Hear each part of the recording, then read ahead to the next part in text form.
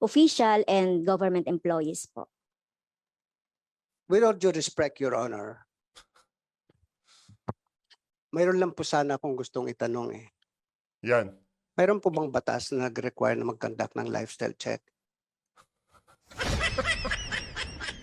Nagka-conduct po kami ng lifestyle check in connection with cases that we're investigating. Kumusta po kayong lahat dyan mga kababayan? Welcome back sa PH Trending. Napikon po itong si Franz Castro sa sagot nitong si Ombudsman Samuel Martires. Paano ba naman kasi mga kababayan? Paano mo re-resibuhan ang confidential fund? Simple lang naman yan, Franz Castro. Kahit sino ba naman tanongin mo dyan, pagka re-resibuhan yung confidential fund, hindi na confidential fund yan. Tsaka huwag mong mamaliitin ang prinsipyo nitong si Vice President Sara Duterte, itong si Ombudsman Samuel Martires. Akala mo, dating parang kurakot itong mga tao na to eh.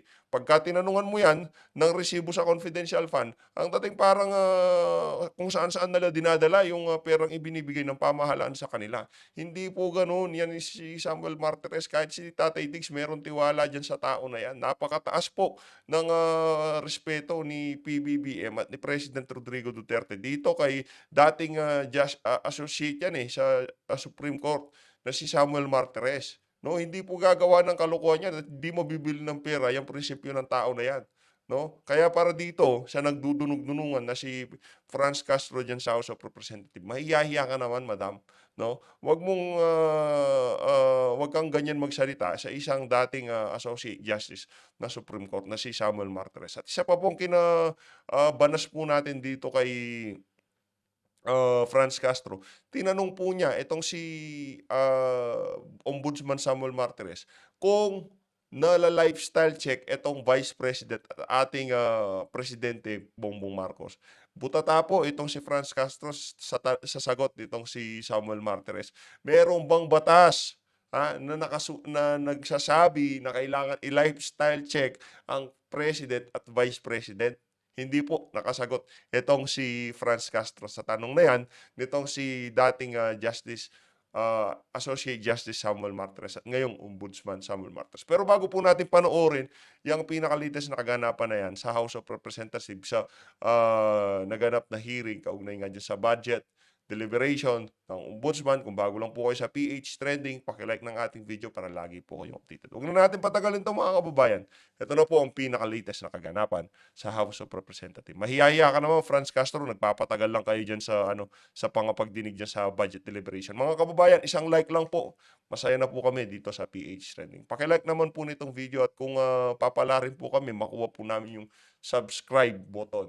Pakiclick nyo na rin po. Maraming salamat po. Ito na po ang buong video. Napikon ka lang eh. Yes, Pikon. thank you very much po doon sa explanation. Siguro with due respect to our ombudsman, hindi po ito nakakatawa, no? At hindi ito pwedeng sabihin na walang Nakakatawa talaga yan, nakakatawa. Isipin mo na, confidential pa, nahanapan mo ng resibo. resibo. Dahil taon-taon Naku po, po. nakikita natin, Isang mabilis namang like po dyan. Masaya na po tayo sa isang like. Maraming salamat po. tumataas ang confidential fund. So kung ganyan po yung sinasabi ninyo, so baka ma-encourage ang mga lahat ng government offices na gumamit na lang ng confidential fund kung wala naman itong resibo. Kaya nga po meron tayong circular na dapat pong sundan ng ating lahat ng mga agencies.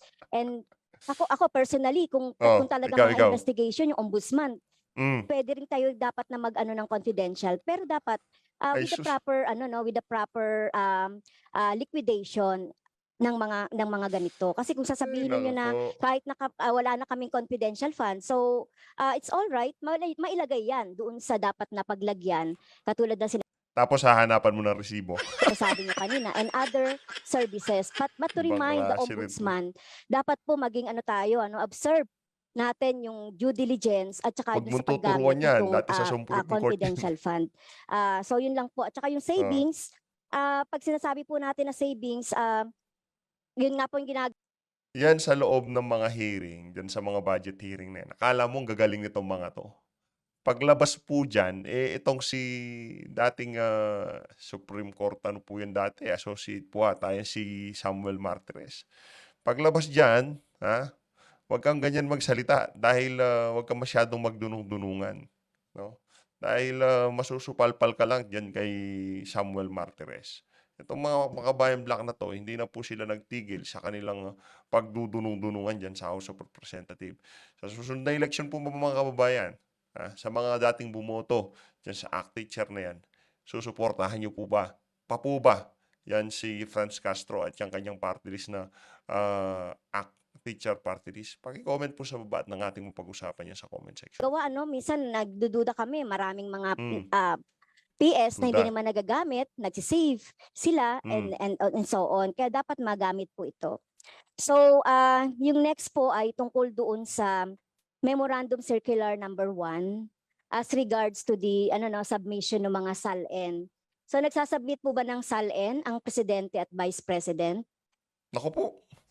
Yes, lately? Your Honor. Okay, thank you po. Yes, Your Honor. The President, I think President Ferdinand Marcos Jr.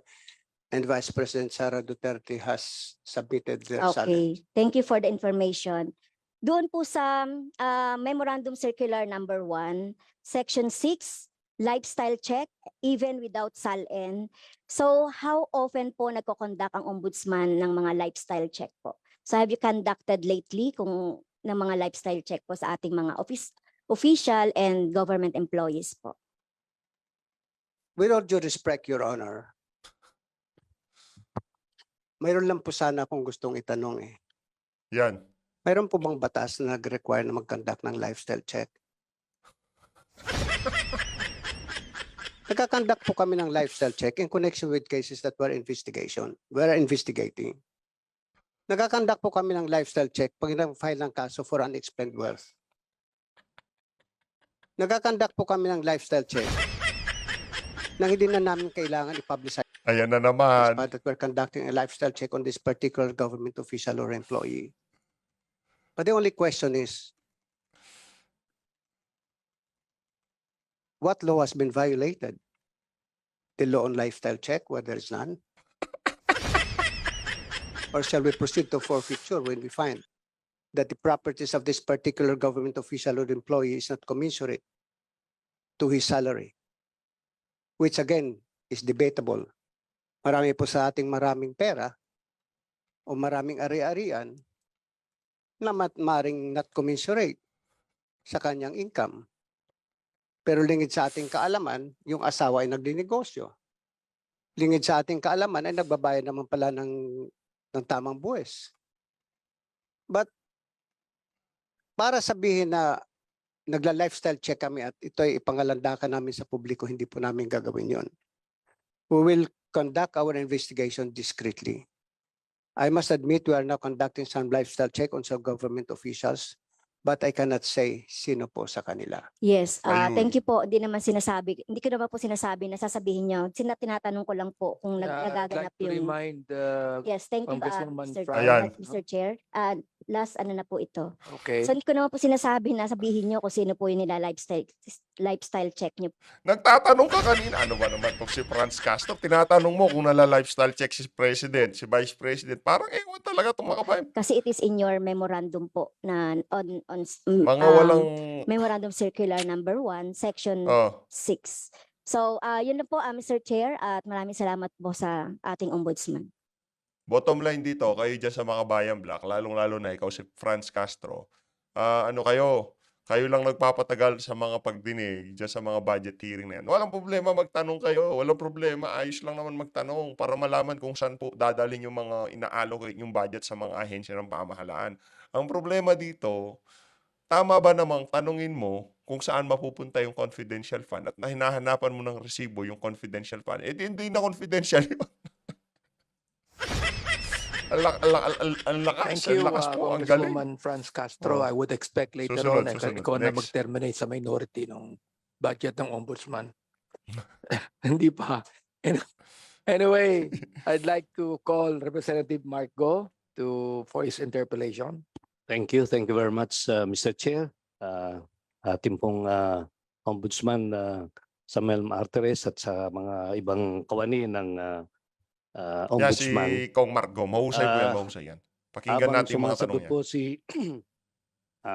Ombudsman Martires, ako po'y talagang nakikinig at ako po'y na-touch sa kanyang mga very candid at makadiyos na sagot sa ating pong mga katanungan. At Magaling dahil po po yan, Samuel dito, Martires. ako po'y naniniwala sa kanyang binanggit na kailangan natin talagang yung God values formation sa pagsugpo ng korupsyon sa ating bansa. It all starts from us, from our people.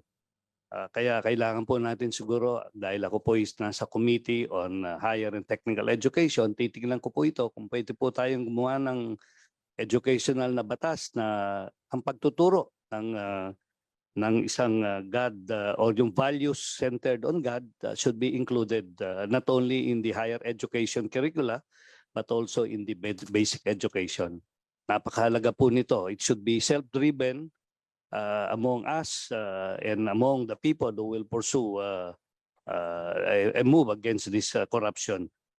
Pangalawa po, gusto ko pong suportahan yung nabanggit ng ating Deputy Ombudsman Chua na kailangan isama natin as special provision dito po sa ating GA, yung provision na yung income na masisave ng ating ombudsman ay magamit nila sa kanilang ibang mga proyekto within the agency, no?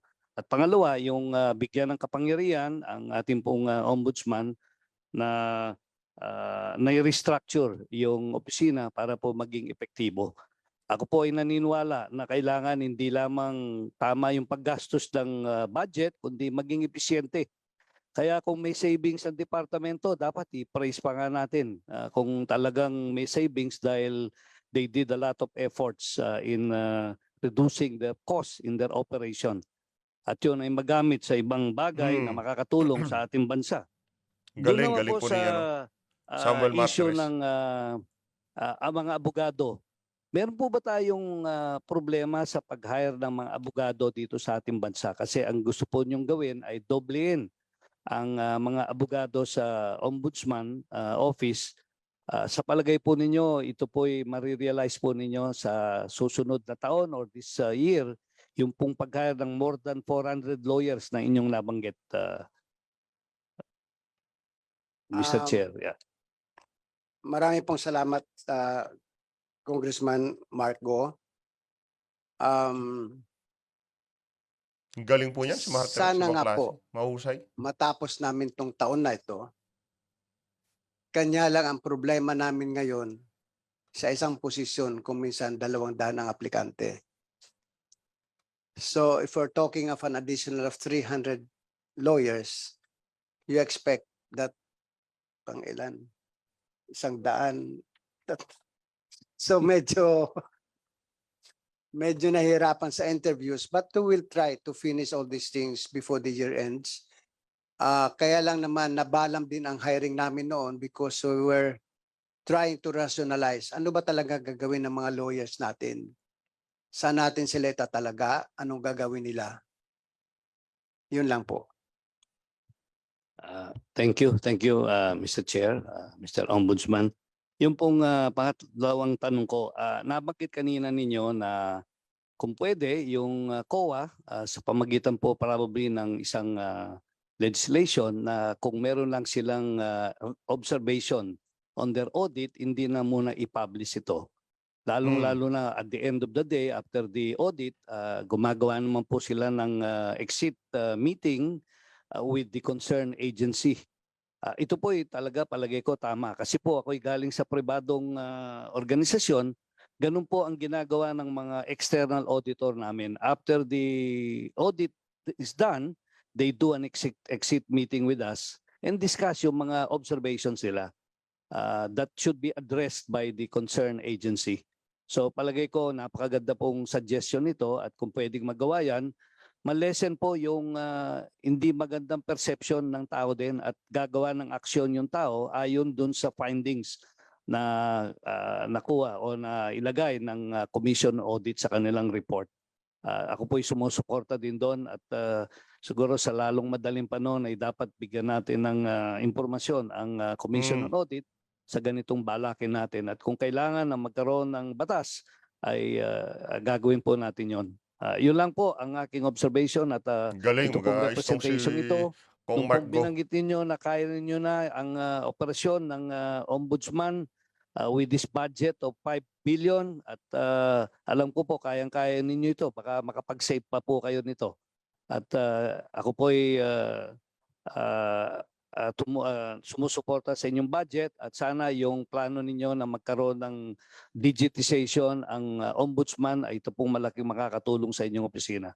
So again, maraming salamat po at magandang umaga sa inyo. Thank you, Mr. Chair. Ayun. Mga ganun yung mga pagtatanong, hindi kagaya nitong kay Franz Castro kung ano-ano yung mga pinagtatanong, naghahanap ka ng resibo sa confidential fund. Anong kalokohan yun? Ba't pa tinawag na confidential kung riresibuhan mo, edi malalaman na kung saan ginamit. Ito talagang yun. Basta yung humahawak ng confidential, katiwa-tiwala, kagaya nitong Vice President Sara Duterte, Samuel Martires, hindi pwedeng anuhin yan, yung kredibilidad at saka yung prinsipyo ng mga yan, hindi mababayaran ng kung pera lang, no? Ibang klase po yung mga na yan, politician na yan. So, please mga kababayan, magkita-kita po tayo sa the reaction video ang laging bill ng ating pinakamamahal na Vice President Sara Duterte. Mahalin po natin ang Pilipinas.